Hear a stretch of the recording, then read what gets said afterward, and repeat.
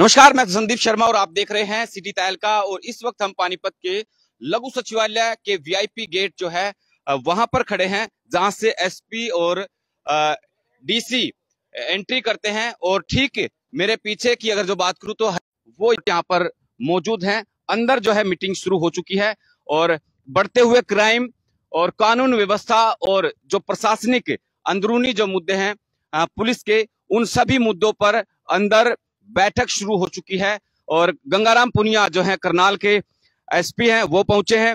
और साथ के साथ कैथल के जो एसपी की बात करूं तो कैथल के एसपी मकसूद अहमद भी यहां पर पहुंच चुके हैं। करनाल रेंज के आईजी हैं सतेंद्र जो है वो भी यहां पर पहुंच चुके हैं। और पानीपत के एसपी शशांक कुमार सावंत तो यहां पर होंगे ही, क्योंकि पानीपत के अंदर ये मीटिंग की जा रही है। और इसमें मेन मुद्दा बताया जा रहा है कि ये बढ़ता हुआ क्राइम जो है ग्राफ है, उसको देखते हुए आज हरियाणा के डीजीपी करनाल के एसपी, कैथल के एसपी और पानीपत के एसपी सहित सभी अधिकारियों के साथ मीटिंग कर रहे हैं। और अंदर मीटिंग के अंदर की अगर जो बात करूं तो डीएसपी नीचे जो है, डीएसपी से नीचे की रैंक का कोई भी अधिकारी यहां पर मौजूद नहीं होगा, मीटिंग के अंदर मौजूद नहीं होगा। साथ ही से कहूंगा कि ये आप गाड़ी देख पा रहे हैं करनाल रेंज की जो आईजी हैं वो, और इसके अलावा ये कैथल और दूसरी तरफ ये पानीपत के एसपी शशांक कुमार सावंत।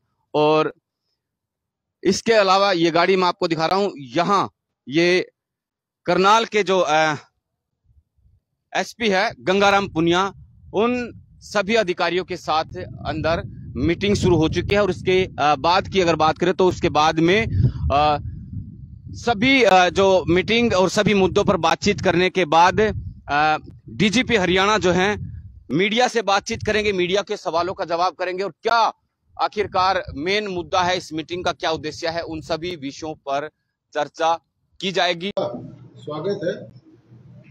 और आज यहाँ पर करनाल रेंज के जो 3 डिस्ट्रिक्ट्स हैं, करनाल, पानीपत और कैथल, उनके जो अधिकारी हैं, राजपत्रित अधिकारी हैं, एसपीज हैं, आईजी साहब हैं, एडिशनल एसपीज हैं और डीएसपीज एएसपीज के साथ एक विस्तार से समीक्षा बैठक की गई थी, जिसमें अपराध की स्थिति, कानून व्यवस्था के मुद्दे और अन्य प्रशासनिक तथा जो जरूरी मुद्दे हैं उन पर विस्तार से चर्चा हुई। और उसका एक आगे का एक्शन प्लान भी तैयार किया गया है। और अब आप लोगों के जो सवाल हैं उसके लिए हम बताएं। तो सर, आपने कभी देखा था तीनों डिस्ट्रिक्ट का अपराध के बारे में, तो क्या अभी तक की स्थिति में है? कुल मिलाजुला के स्थिति ठीक है, लेकिन और भी काम करने की आवश्यकता है। और जो एरियाज ऑफ कंसर्न हैं, चाहे वो प्रॉपर्टी रिलेटेड ऑफेंसेस हैं या ट्रैफिक का इशू है, साइबर के मैटर्स हैं, इस पे और भी हमें आगे के चैलेंजेस को ध्यान में रखते हुए और इसमें कार्य करने की आवश्यकता है। और ऐसे कदम उठाने के लिए हमने यहाँ पे डिसाइड किया है जिससे कि इनमें और बेटर परफॉर्मेंस हो सके। साइबर थाने को है, उसकी अभी तक क्या स्थिति है सर? साइबर थाने का सरकार ने सभी डिस्ट्रिक्ट्स में और जो कमिश्नरेट्स हैं वहाँ के सभी जोन्स में अप्रूवल दे दिया है।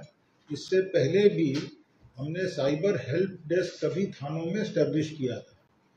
उसके पीछे एक वजह ये है कि यूं तो एक साइबर थाना डिस्ट्रिक्ट में एक है, लेकिन अगर एक व्यक्ति को बहुत दूर से बार बार वहीं आना पड़े तो फिर वो धीरे धीरे थक कर जो है उस केस की एक तो समीक्षा नहीं हो पाती, और जो उसका भी जो एक हर समय खर्च और परेशानी है वो बढ़ता जाता है।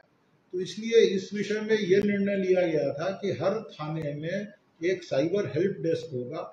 कोई भी व्यक्ति चाहे तो वहाँ पे अपना शिकायत दर्ज करा सकता है। और डिस्ट्रिक्ट लेवल पे ऐसा नहीं है कि सभी केसेस यहाँ साइबर के यही तफ्तीश होगी उनकी या यहाँ अनुसंधान होगा, थानों में भी उनका अनुसंधान होगा। और जो केसेस यहाँ पे जिसमें लगता है कि ज़्यादा एक और प्रोफेशनल इनपुट की ज़रूरत है और उसे अच्छे तरीके से करने की ज़रूरत है, या जो बड़े केसेस हैं उनकी तफ्तीश डिस्ट्रिक्ट एसपी यहाँ पे या तो दर्ज भी करवा सकते हैं या यहाँ पे उसको ट्रांसफर करके साइबर हेल्प डेस्क से उस थाने से यहाँ लाके उसकी तफ्तीश की जो क्वालिटी ऑफ इन्वेस्टिगेशन है उसको और अच्छा बनाने के लिए यहाँ पे उसको ट्रांसफर भी कर सकते हैं। सर, जिलों के अंदर सीसीटीवी कैमरों को लेकर काफी समय से जो था फाइनेंस के लिए कहा गया था, बार-बार लिखा भी गया था, तो क्या उसकी स्वीकृति दी है आपने जो जगह रैक में? मैं इसके बारे में दो एस्पेक्ट है जिस पे बताना चाहता हूँ। एक तो सुप्रीम कोर्ट और हाई कोर्ट के द्वारा दोनों माननीय अदालतों द्वारा ये आदेश दिए गए थे कि सभी थाने चौकियों में सीसीटीवी लगाए जाएंगे। इसके लिए जो हमने प्रयास किए वो मैं ये बताना चाहूँगा कि बहुत ही उसके सकारात्मक परिणाम रहे हैं और शायद अगले कुछ दिनों में वो हम फाइनल कर पाएंगे उसको, और जो एजेंसी जिसने उस वर्क को एग्जीक्यूट करना है वो फिर जल्द ही अपना कार्य जो है वो शुरू करेगी। और दूसरा एक वो है जो कि हर पब्लिक प्लेसेस पे जो सीसीटीवी लगाए जाने हैं उसके लिए भी एक मुख्य सचिव महोदय के अध्यक्षता में एक कमेटी का गठन किया गया है। वो एक इंटर डिपार्टमेंटल कमेटी है जिसमें विभिन्न विभाग, चाहे वो अर्बन लोकल बॉडीज हो और महकमे हैं, पुलिस विभाग हो, उन सब के सहयोग से एक एक्शन प्लान तैयार होगा कि उस वर्क को एग्जीक्यूट कौन करेगा और उसका मेंटेनेंस बाद में जो है पुलिस विभाग के पास रहेगा। क्योंकि जैसा आप सब जानते हैं कि सीसीटीवी का जो सबसे ज्यादा उपयोग है या जो फीड है जिसका सबसे ज्यादा हम उपयोग करते हैं वो पुलिस विभाग करता है, और आज के दिन हमारे अधिकांश जो केसेस हैं वो सीसीटीवी फुटेज के द्वारा ही रिवील होते हैं या सच्चाई उनकी पता चलती है। इसके अलावा अभी इस मीटिंग में भी हमने ये निर्देश दिए हैं कि जो डिस्ट्रिक्ट के हमारे डीएसपीज, एडिशनल एसपीज हैं, वो अपने लेवल पे आम जनता से सहयोग लेकर और जहाँ जहाँ इस तरह के या तो फाइनेंशियल इंस्टीट्यूशंस हैं, एजुकेशनल इंस्टीट्यूशंस हैं, बैंक्स हैं, पेट्रोल पंप्स हैं, जहाँ भी हो प्रोत्साहित करेंगे लोगों को कि वो ज्यादा संख्या में सीसीटीवी कैमरे लगाएं और उनकी जो गुणवत्ता है उसकी भी समय समय पर मूल्यांकन हो कि जो फीड है वो साफ आए, अच्छे क्वालिटी की।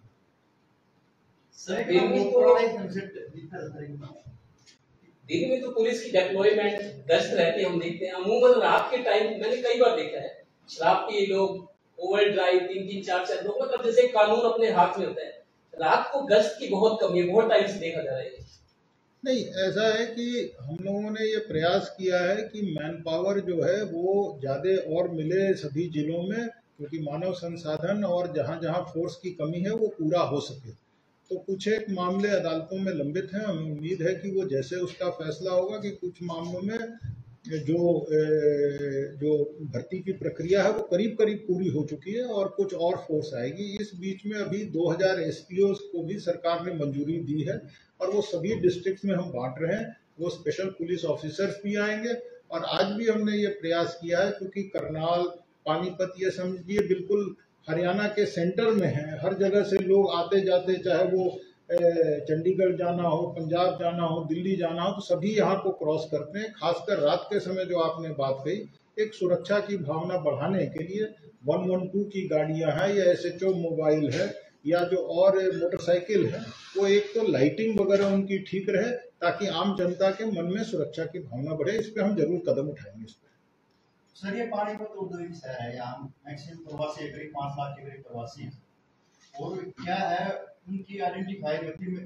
काफी ये दिखा रहा है। काफी ऐसे केस भी आए हुए वो अपराधी हार्डकोर क्रिमिनल रहे यहाँ शरण लेके सर, वो बड़ी वारदात करके भाग जाते हैं। उनकी आइडेंटिफाई ना होने, मकान मालिक उनकी आइडेंटिफाई नहीं करवाते हैं। डीसी वारदात होने के बाद कभी एक डीसी साहब एक लेटर जारी कर देते हैं, आपने करवाना तो फिर उसके बाद नहीं, ये इस बारे में डिस्ट्रिक्ट एसपी साहब पहले से ही सजग है और उन्होंने टेनेंट वेरिफिकेशन है या जहां पर बाहर से लोग आ रहे हैं या लेबरर्स हैं जो बाहर से आए हैं, उनके वेरिफिकेशन के लिए उनके डॉक्यूमेंट्स के या उनके पर्चे जो है, पर्चे 12 है या पर्चे अजनबी स्ट्रेंजर रोल्स है, वो भी काट कर अब हमने ये प्रयास किया है कि उनके वेरिफिकेशन हो, जहाँ से वो आए हैं वहाँ की आपराधिक उनकी जो वृत्ति है वो पता चले कि कोई उनमें से कोई ऐसे गलत आदमी तो नहीं है जिनको यहाँ पे जो शरण ले रहे हैं और जो यहाँ अपराध कर सकते हैं।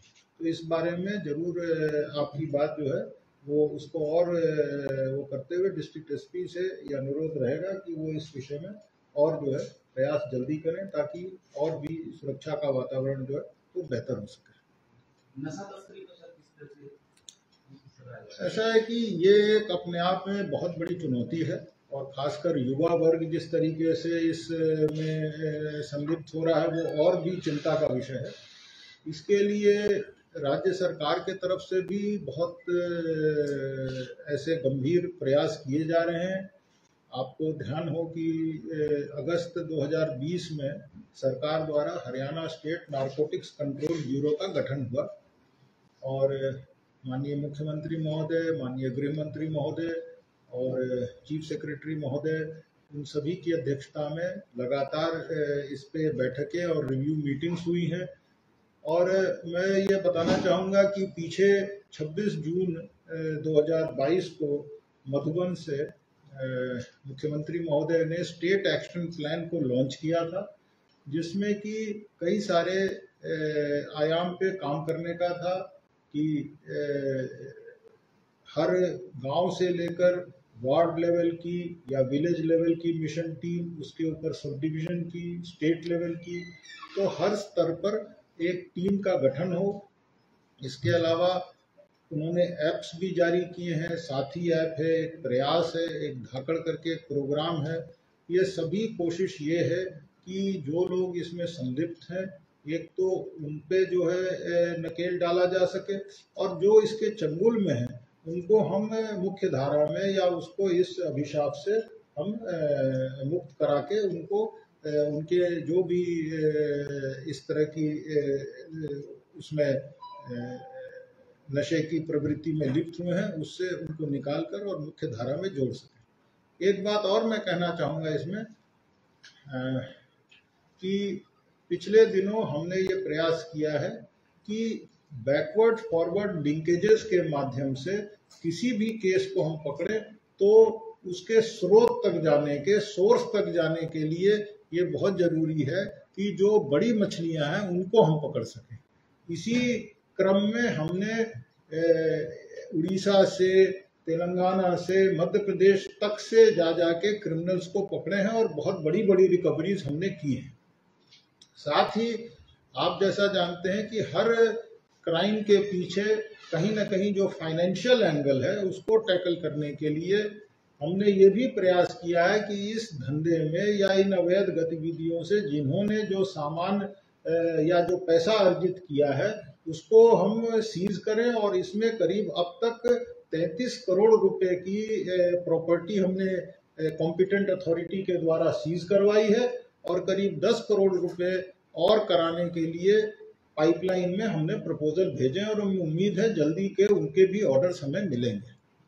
सर 25 तारीख को पेट्रोल पंप एसोसिएशन ने प्रेस कॉन्फ्रेंस की थी कि पुलिस का जो दिन उधार में जाता है और पुलिस उनको सुरक्षा नहीं दे रही। उन्होंने पीछे सोनीपत में हड़ताल भी रखी थी जिनकी, और अब उन्होंने कहा था कि हम पुलिस को उधार में तेल नहीं देंगे। ऐसा है कि पिछले 2-3 घटनाएं, 4 घटनाएं सोनीपत जिले में हुई हैं, जिसमें कि कुल्हाड़ी मारकर लोगों पर आक्रमण करके पेट्रोल पंप्स पे लूट की घटनाएं हुई हैं। उस संदर्भ में पेट्रोल पंप एसोसिएशन ने कुछ निर्णय लिए थे। सबसे पहले तो मैं ये बताना चाहूँगा कि पुलिस अधीक्षक सोनीपत और सोनीपत पुलिस इस ओर बहुत गंभीर है, और हमें उम्मीद है कि जल्द से जल्द हम इन सभी केसेस को ट्रेस कर पाएंगे।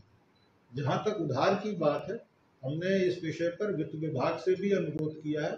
पिछले दिनों उन्होंने कुछ फंड्स रिलीज भी किए हैं, और हमें उम्मीद है कि हम जो भी उनकी बकाया पेमेंट्स है उस पर शीघ्र भुगतान कर देंगे, उसमें कोई दिक्कत नहीं है। होम मिनिस्ट्री ने भी गाइडलाइंस दिए जो तिरंगे ट्राई कलर भी लगे 15 अगस्त की, उनको समान उतारा जाए। इससे पुलिस की भी कोई भूमिका है, लोगों को पता लगे, जागरूक जन जागरूक। ऐसा है कि तिरंगा तो हम सबका शान है, और हमने भी अपने समय पे अपने इस दौरान जो हर घर तिरंगा कार्यक्रम था उस पर बढ़ चढ़कर पुलिस विभाग ने सभी जगह कार्यक्रम आयोजित किए, और पुलिस अधिकारियों ने, पुलिस कर्मचारियों ने अपने घरों पर तिरंगा लहराया, और इसके अलावा मैराथन है या साइकिल रैली है, कई सारी चीजों का आयोजन किया गया था। और जो आपने कहा ये तो बिल्कुल सही बात है कि तिरंगे का जो है वो सम्मान हम सब के लिए उससे ज्यादा सर्वोपरि और कुछ नहीं हो सकता। पुलिस विभाग इस ओर विशेष सजग है, और हम और भी प्रयास करेंगे कि जहाँ पर भी इस तरह की कोई बात है तो हम बढ़ चढ़कर उसमें हिस्सा लेंगे। सर, हरियाणा में संगठित अपराध को पूर्ण तरह से लोग जानना चाहते हैं, वो कब लगेगी? क्योंकि कुछ अपराधी जेल से भी ऑपरेट करते हैं, फिरौती मांगते हैं। तो जैसे कुछ प्रदेश की हम देखते हैं यूपी में, उस तरह का पुलिस कर सकता ही दिखाई देती। नहीं, ऐसा है कि जो भी इस तरह के संगठित अपराध के मामले हैं उनको पुलिस ने बहुत ही चुनौती के तौर पे स्वीकारा है और उसे शीघ्र अतिशीघ्र सुलझाया है। पिछले दिनों जो केसेस हुए वो चाहे हमारे एक डीएसपी श्री सुरेंद्र की शहादत थी, उसमें भी जो लोग संलिप्त थे उनको तत्काल हमने जो है गिरफ्तार किया। जो उसके मुख्य अभियुक्त थे ड्राइवर और क्लीनर, उनको लगभग 24 घंटे के अंदर गिरफ्तार किया। उसमें एक मुठभेड़ भी हुई थी। इसके अलावा जो भी संलिप्त थे 12 अपराधी उसमें, उन्हें 10 दिन के अंदर अंदर हमने गिरफ्तार किया था। बाकी भी जो मामले हैं उन्हें भी एसटीएफ ने, हमारे विधायकों को धमकी आई थी, वो एक इंटरनेशनल सिंडिकेट था जिसको हमने स्मैश किया और उसमें मुंबई से, मुजफ्फरपुर से, बेतिया तक से लोग उसमें हमने अपराधियों को पकड़ा है और उनके पूरे जाल को हमने तहस नहस किया है। तो सारों को हमने ट्रेस किया और उसमें अभी भी तफ्तीश चल रही है। उसमें काफ़ी संख्या में एटीएम कार्ड्स हमें मिले, उनके बैंक अकाउंट्स हैं, उन सब का वेरिफिकेशन हो रहा है। और जहाँ जहाँ भी उन्होंने इस तरह की फिरौती या इस तरह की धमकी देकर घटनाओं को अंजाम दिया, उन सब तक हम तह तक जाएंगे और सारे जो है इस पूरे क्राइम को अनरेवल करेंगे। सोनाली फोगाट हत्याकांड में गोवा पुलिस आ रही है सर, किसी तरह से कोई कम्युनिकेशन हुआ पुलिस के साथ? क्या वहाँ से लैपटॉप भी चोरी हुए सर? जी, मैं इसमें ये बताना चाहूँगा कि हमारा उनसे संपर्क बना हुआ है डीजीपी गोवा से, और उनकी टीम आएगी तो हम उन्हें हर संभव सहायता प्रदान करेंगे ताकि अनुसंधान का स्तर जो है वो उच्च कोटि का हो और सारी जो घटनाक्रम है उस पे से पर्दा उठ सके। और इसके अलावा एक जो अभियोग है वो हमने सदर हिसार में दर्ज किया था, जिसमें सोनाली फोगाट जी के भाई वतन ढाका ने एक केस दर्ज कराया है लैपटॉप के चोरी होने का, डीवीआर और कुछ डॉक्यूमेंट्स के चोरी होने का उन्होंने आरोप लगाया है कुछ लोगों पे। उस केस को भी हम पूरी गंभीरता से उसको तफ्तीश करेंगे। अगर वो कहेंगे, अगर गोवा पुलिस, जैसा मैंने कहा, वो जो भी सहायता हमसे मांगेंगे हम जरूर देंगे। ठीक है सर, आपकी बात नो डाउट पुलिस काम बहुत अच्छा कर रही है, आपके विदेश में बहुत अच्छे काम हो रहे हैं, लेकिन सर पुलिस कर्मचारी जो थानों में चौकियों में सुसाइड कर रहे हैं सर, कहीं ना कहीं अफसरों का दबाव है सर, ऐसा क्यों सर? देखिए, ये आपने बहुत ही अच्छा प्रश्न उठाया है और ये हमारे लिए भी बहुत ही गंभीर एक समस्या भी है और एक चुनौती भी है। अमूमन आप भी जानते हैं कि पुलिस का जो वर्किंग आवर्स है वो बहुत टफ है। दिन रात 24 घंटे, पर्व त्योहार हो, कुछ भी हो, कई अपने परिवारजनों से दूर रहते हैं, यहाँ काम करते हैं और इसमें ये स्वाभाविक है कि तनाव हो जाएगा। जब इतने प्रेशर्स में वो काम करते हैं, समयबद्ध तरीके से काम करना, तो उसमें इस तरह की बातें बिल्कुल स्वाभाविक है। इसीलिए हमने पिछले दिनों में काउंसलर के लिए भी हमने ये प्रपोजल भेजा है कि साइकेट्री के काउंसलर जो हैं वो लगाए जाएं, जो उन्हें समय समय पर कोई एडवाइस दे सकें, उनके साथ बैठ के बातचीत कर सकें ताकि वो अपने दुख तकलीफ उनसे कर सकें। किंतु आप ये भी मानिएगा, कई बार ऐसा होता है कि जो इस तरह के लोग होते हैं जो परेशान है, वो अनजान आदमी से अपनी बातें शेयर नहीं करना चाहते। तो जब मैंने यहाँ चार्ज लिया था उसके बाद हमने ये प्रयास किया कि हर थाने में या हर चौकी में जहाँ पे हो, एक आदमी ऐसा भी होता है जो कि काफ़ी समझदार होता है, जिससे लोग वैसे भी जाके उससे सलाह लेते हैं। तो उस तरह के आदमी को आइडेंटिफाई करके इस तरह के मामलों में तुरंत में उसकी मदद के लिए हम पहुंच सकें ताकि समय रहते उसकी जो समस्याएं हैं उसको एड्रेस कर सकें। इसमें कई बार पारिवारिक समस्याएं होती हैं, कोई अपनी व्यक्तिगत समस्याएं होती हैं। हर समय विभाग का कसूर नहीं होता, लेकिन ये जरूर है कि विभाग के मुखिया होने के नाते ये हमारा फर्ज बनता है और यहाँ जो हमारे सीनियर अधिकारी हैं हम सबका ये फर्ज बनता है कि हम अपने मुलाजिमों की भलाई का विशेष ध्यान